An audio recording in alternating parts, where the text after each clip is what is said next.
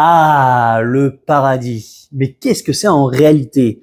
Eh bien, dans le judaïsme, nous avons plusieurs versions qui s'y trouvent, qui sont présentées, et nous allons les examiner depuis la vision biblique, talmudique, à la vision kabbalistique et philosophique. Allons voir tout cela.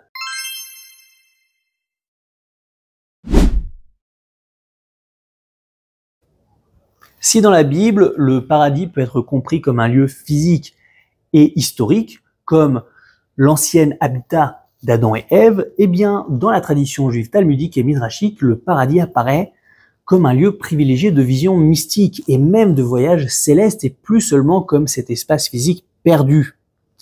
Les récits de montée vers cet espace spirituel sont d'ailleurs présents dans la littérature post-biblique comme les récits d'Enoch et les littératures des palais.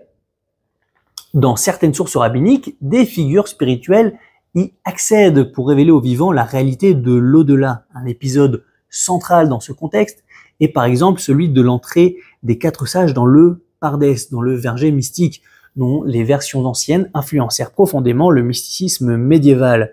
Nous avons la mort mystique de Benazaï, l'un des 4 compagnons, qui est interprété comme une immersion totale dans cette lumière qui mène à la trop grande extase et qui mena à sa mort, alors que Rabbi Akiva, lui, incarne un modèle plutôt équilibré, capable de réguler son expérience mystique pour la mettre au service du monde, et lui revient sain et sauf de cette expérience. Nous avons également 2 autres compagnons, dont l'un qui nous intéressera plus particulièrement, c'est Elisha ben Avouya, qui fut appelé Acher, l'autre, et qui vit une dualité dans l'au-delà, mais nous y reviendrons plus tard. Les maîtres anciens insistent donc sur la nécessité de réguler la contemplation entre sphère spirituelle et réalité matérielle, rejetant une vision purement introvertie et trop absorbante au profit d'un mysticisme transformateur et plutôt relié au monde.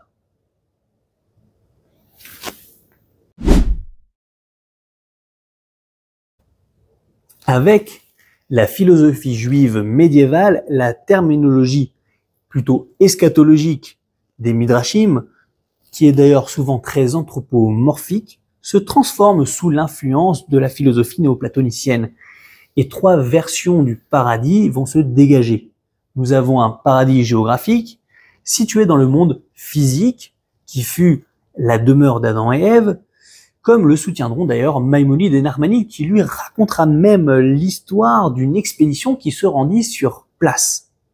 Nous avons également un paradis céleste spiritualisé, décrit en termes de lumière et centré sur la récompense de l'âme après la mort, lorsqu'elle sera libérée de la matière. Et également un paradis spirituel et intellectuel qui est, lui, une union avec une entité intellectuelle et divine et sera réservé plutôt à une élite mystique. Ces 3 versions de paradis coexistent très souvent dans un même système. On a parfois seulement une version ou 2 versions dans l'élaboration des systèmes par les rabbins.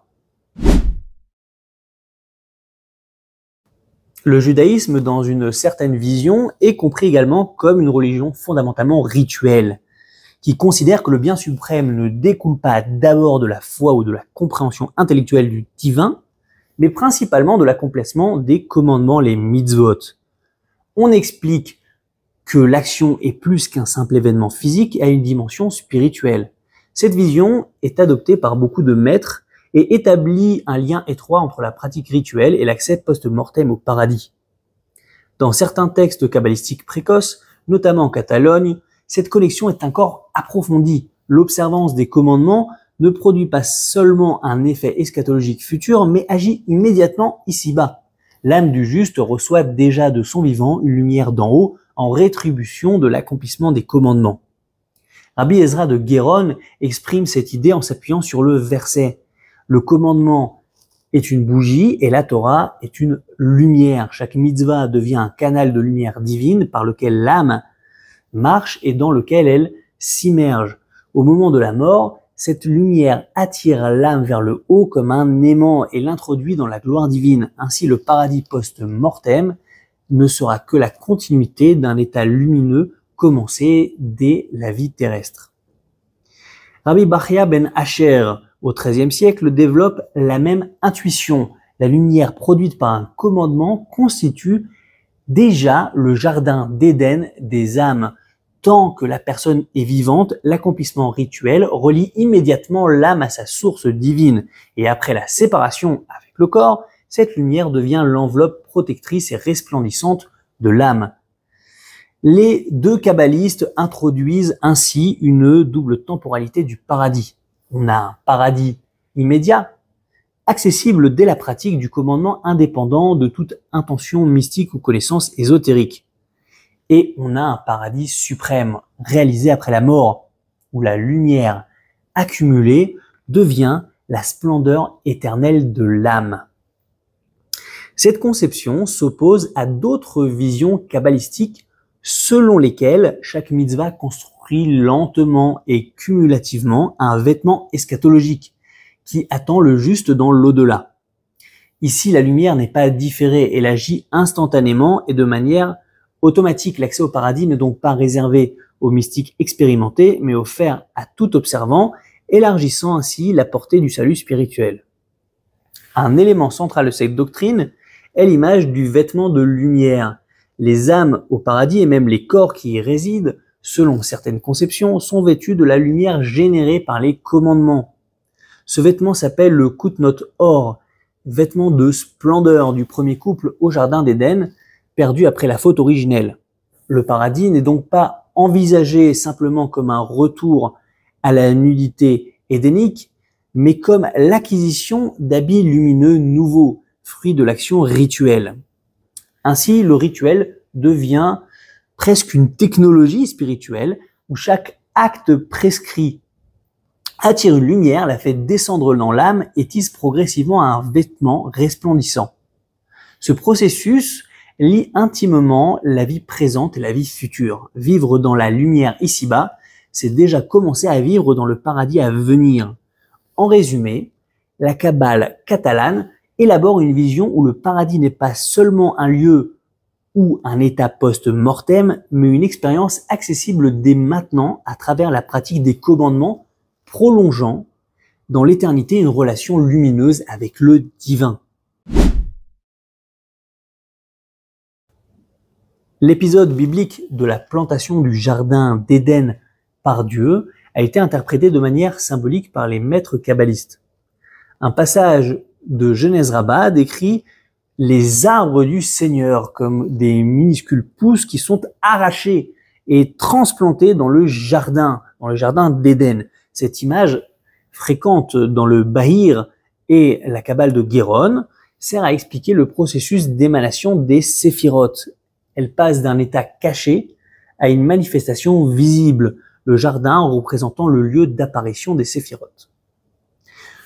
Le paradis, le jardin, n'est donc pas seulement un lieu idéal surnaturel, il symbolise l'une des plus hautes manifestations divines. On parle d'arracher, car naturellement les séphirotes divines cherchent à revenir à leur source et à revenir à cet état caché. Ce mouvement des séphirotes vers leur source rappelle d'ailleurs la réversio néoplatonicienne, mais ici le retour est provoqué négativement par le mal lié aux actions humaines. L'homme, par des actes positifs, peut inverser ce mouvement en attirant l'influx divin vers le bas, en maintenant l'équilibre cosmique. On aura ainsi deux forces en tension, l'élan naturel des séphirotes à retourner à la source et l'action humaine, capable, elle, de contrebalancer ou d'aggraver cette ascension. Le maintien de la hiérarchie séphirotique est vital, car elle transmet l'influx divin aux mondes inférieurs. Et dans cette dynamique, la volonté divine agit dans la séphira supérieure pour faire descendre la bénédiction. L'homme va la tirer activement vers le bas.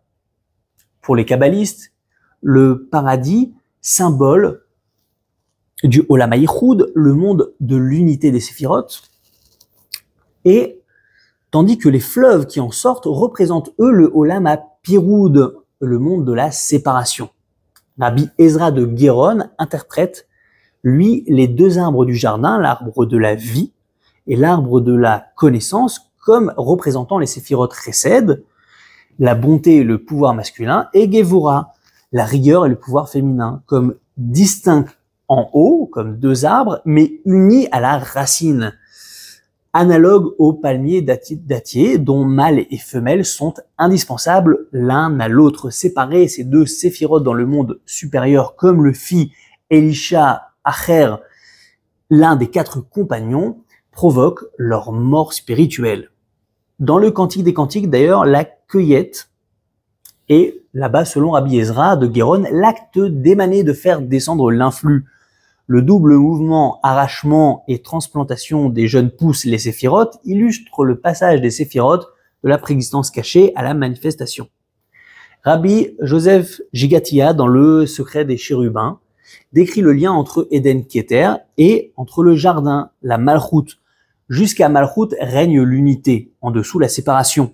Le fleuve qui sort d'Éden pour arroser le jardin symbolise la circulation de l'énergie divine. Le juste fondement du monde, le Yesod, connaît ses canaux et sait comment unifier les sphirotes, permettant aux bénédictions de descendre dans tous les mondes.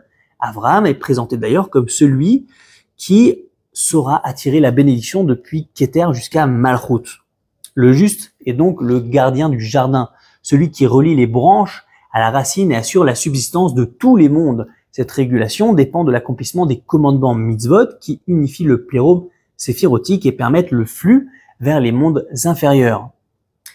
Gigatia distingue 2 étapes dans l'action théurgique du juste. 1. L'unification du plérome séphirotique divin et 2. La descente du flux vers les plans inférieurs. Ainsi, la théurgie kabbalistique est une version ésotérique du récit d'Adam. Garder et cultiver le jardin signifie ici maintenir l'harmonie séphirotique et empêcher sa résorption dans l'intimité divine. Ce n'est pas un simple état nostalgique ou contemplatif, comme dans la Kabbale extatique, mais plutôt un travail actif et permanent.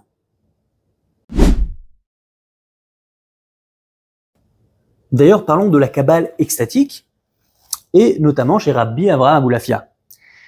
Chez lui, le paradis, le Gan Eden, ne désigne pas seulement un lieu céleste ou un état spirituel lointain, mais plutôt une réalité intérieure et humaine. Le paradis serait en nous, alors que certaines traditions mystiques présentent le paradis comme la manifestation d'un monde intellectuel bien supérieur qui projeté vers l'âme.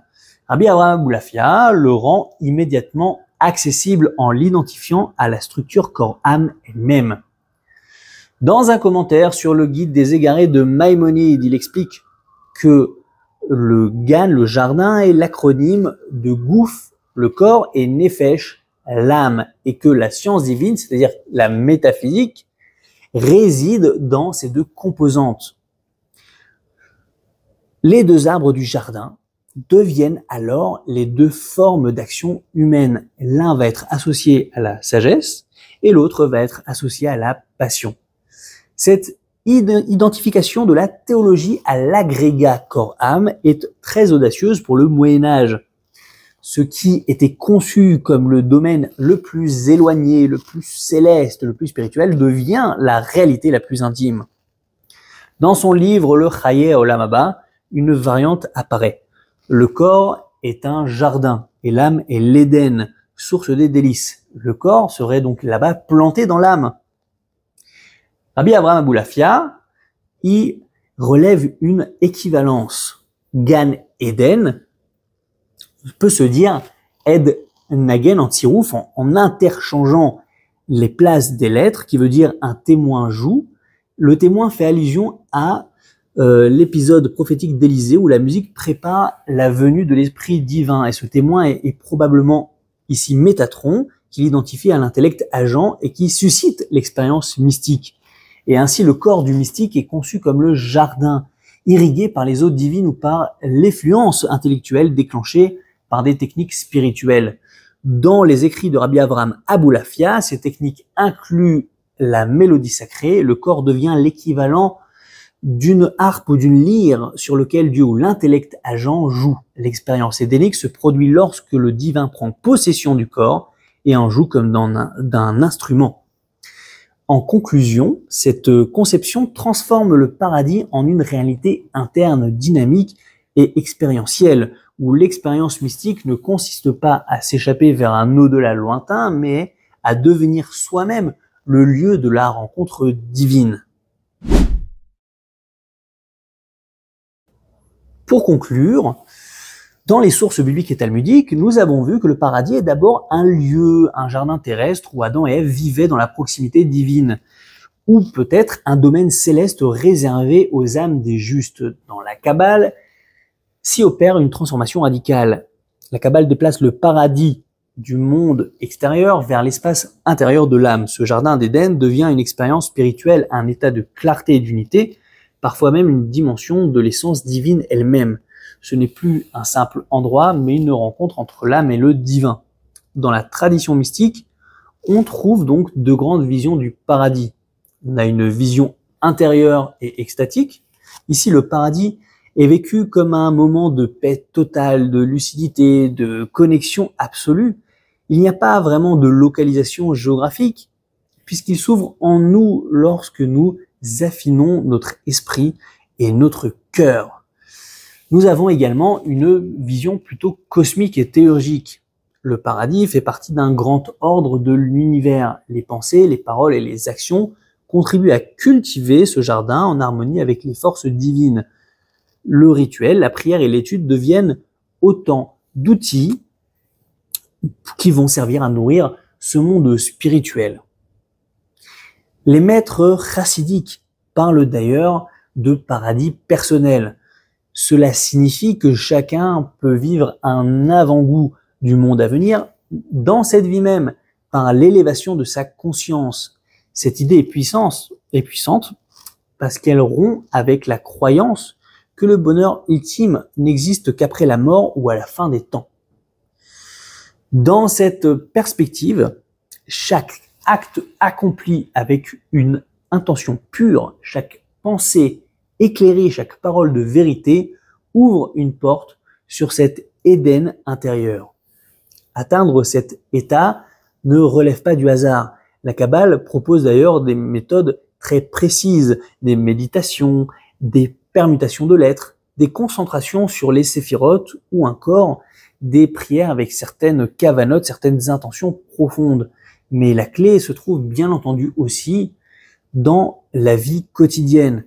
Il va falloir cultiver le spirituel, agir avec intégrité, rechercher la sagesse plutôt que le pouvoir et servir les autres avec amour.